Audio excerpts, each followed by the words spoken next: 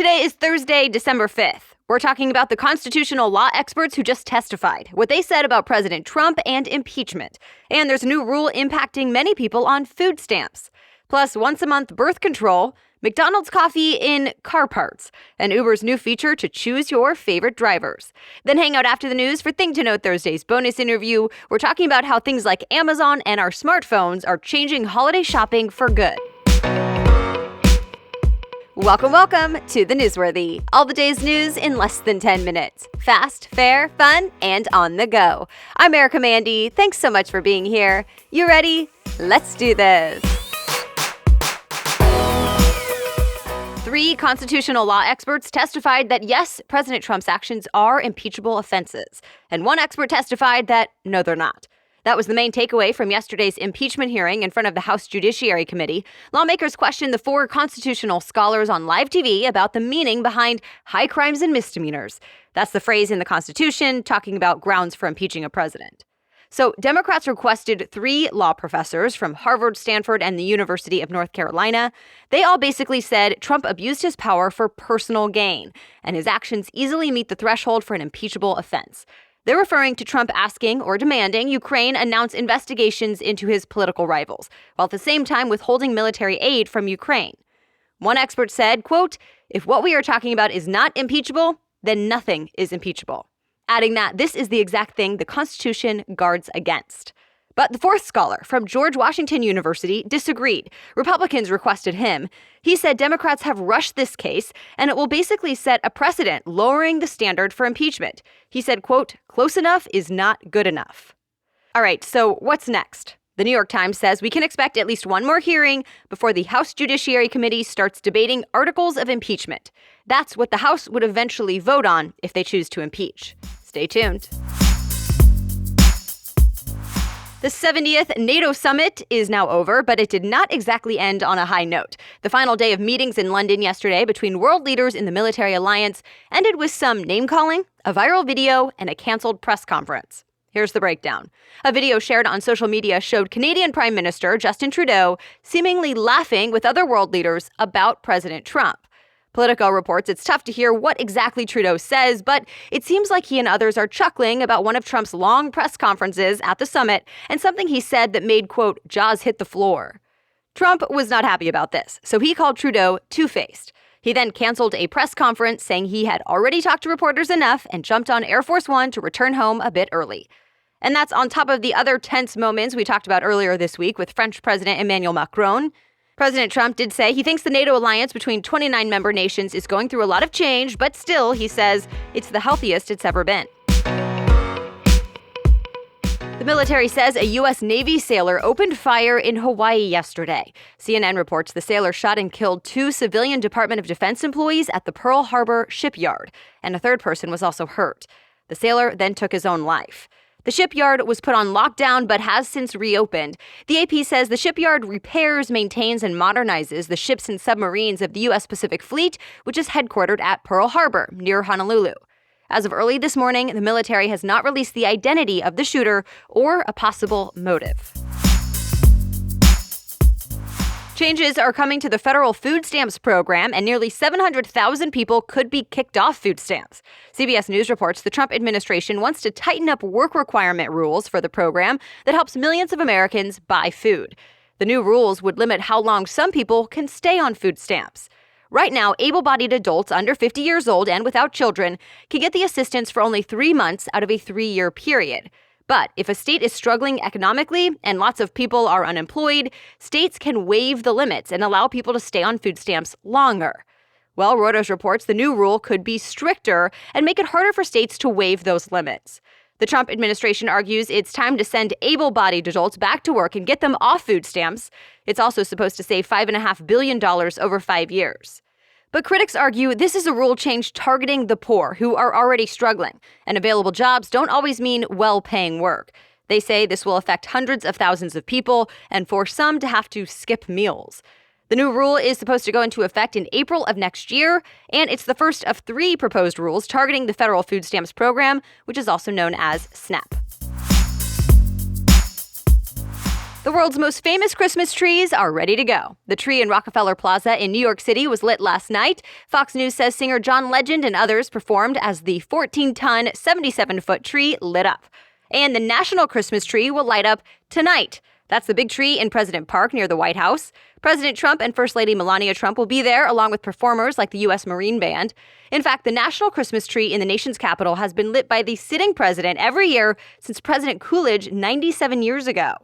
This year's tree is a 30-foot Colorado blue spruce from Pennsylvania. It will have 56 smaller trees around it, representing each state and territory. We have much more science, tech, and business news ahead, but first let's take a quick break for today's sponsor. GenoPalate analyzes your genetics to help you eat healthier, which is really unique and interesting to see. Using a DNA analysis, they determine things like whether it's best to eat a low or high-carb diet, or if your body needs higher intake of specific nutrients like vitamin D or magnesium.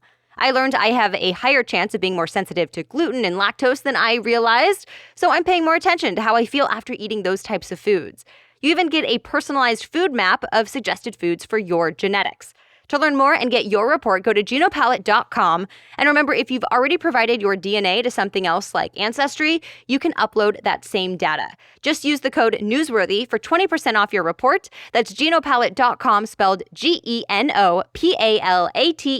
GenoPalate.com with the code NEWSWORTHY for 20% off your report. Now back to the news. Scientists have created a once-a-month birth control pill. The capsule has a tiny star-shaped gadget inside, so after you swallow it, the AP reports stomach acid dissolves the coating and lets the star unfold inside the stomach to slowly release the drug. It's worked on animals so far, but it does need more testing before people can try it. In other words, it won't be available for the average person anytime soon. The Bill and Melinda Gates Foundation has invested millions of dollars into this pill and hopes it will eventually help with family planning options in developing countries.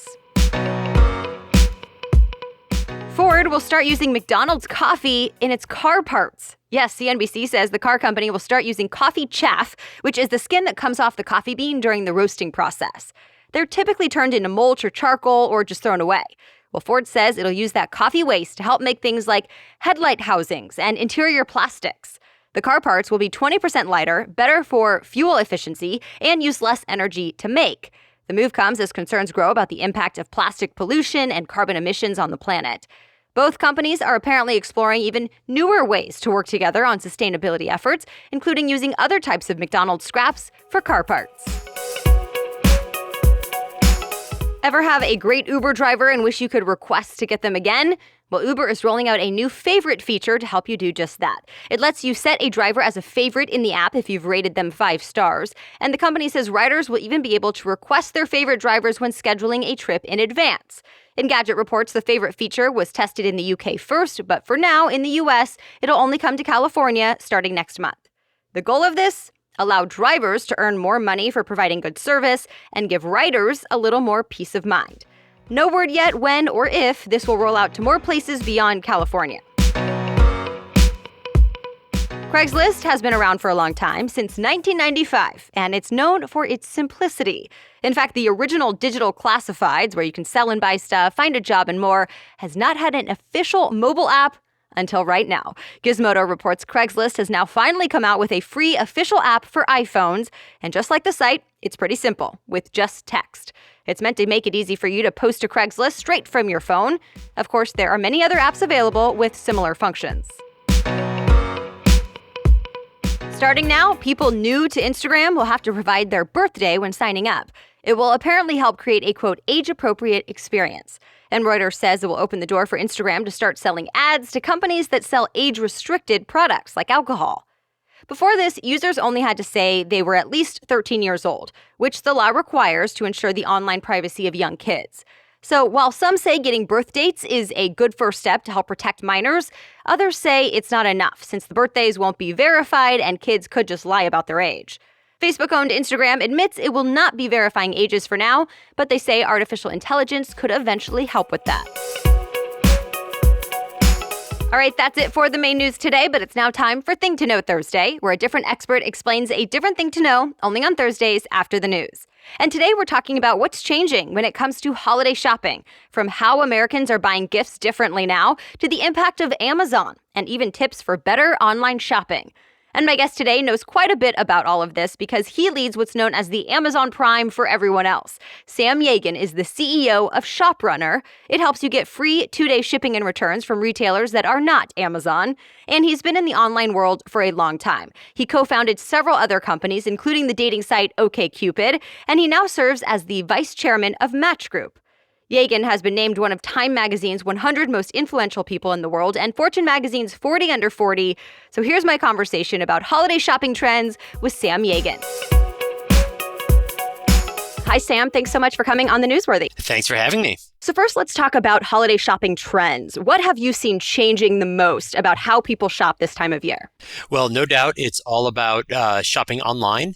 And the craze back when I was growing up of Black Friday and that being all about going to the stores, that's now changed. There are still some tradition involved in that, but people are glued to their phones and most of the shopping is done by people while they're doing something else, watching TV or even having Thanksgiving dinner.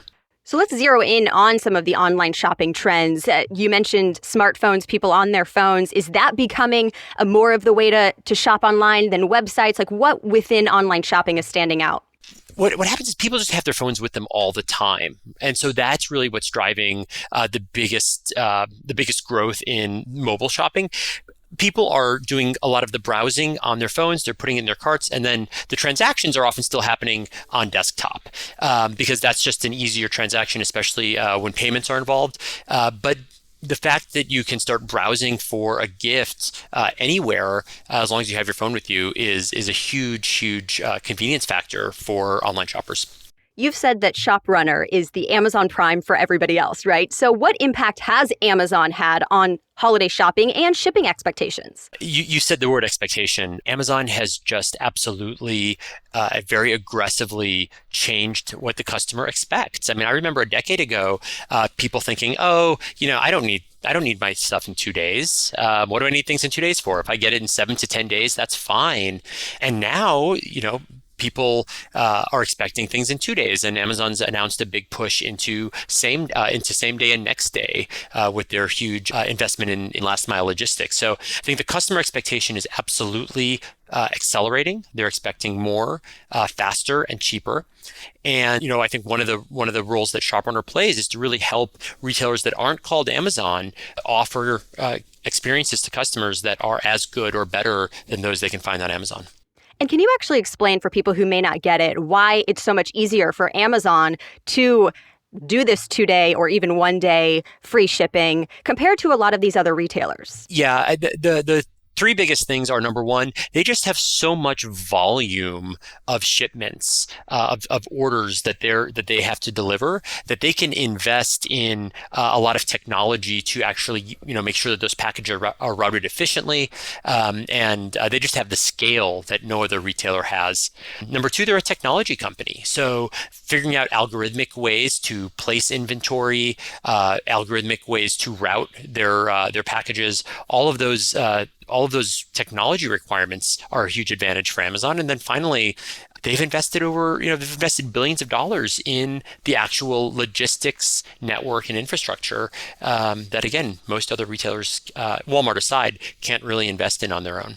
I want to talk just a little bit about Black Friday and Cyber Monday. What are you seeing happening this year? We saw even before Black Friday and Cyber Monday that retailers were beginning to do more aggressive offers even before Thanksgiving. And that's a trend that we continue to see year after year, especially with this holiday season, which is so much shorter than most holiday seasons, given how late in the year Thanksgiving falls. So a big pull forward earlier and earlier. And so I think those 2 days are becoming less and less important on a relative basis. Since we're still in the middle of the holiday shopping season, I do want to ask about some of your online shopping tips for consumers. I think one of the biggest things to keep in mind is the cost of shipping. And if you are going to need your items to be received at a certain date, make sure that you understand when your item is going to be received, and again, what other costs that might have. So that's one really important thing. Number two is really around payments. One of the things that we really focus on at ShopRunner is making that payment as easy as possible, whether you're using ShopRunner's Express Checkout, whether you're using Apple Pay, or whatever your checkout wallet is. Just make sure that you're doing it in a secure way. Digital wallets, again, like ShopRunner or like Apple Pay, are always going to be more secure than just entering your credit card into a website. So those are a couple. And then, of course, check your email, because emails are being offered. Discounts are coming through email all the time, and your ability to get the best deal often is a function of how closely you're watching your email.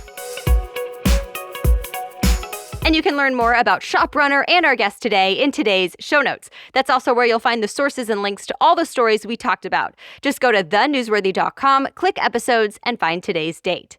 Thank you so much for listening. If you found this valuable or interesting, please consider sharing it. The Newsworthy is here for you by 4 in the morning every weekday, so we'll chat again tomorrow. Have a great day.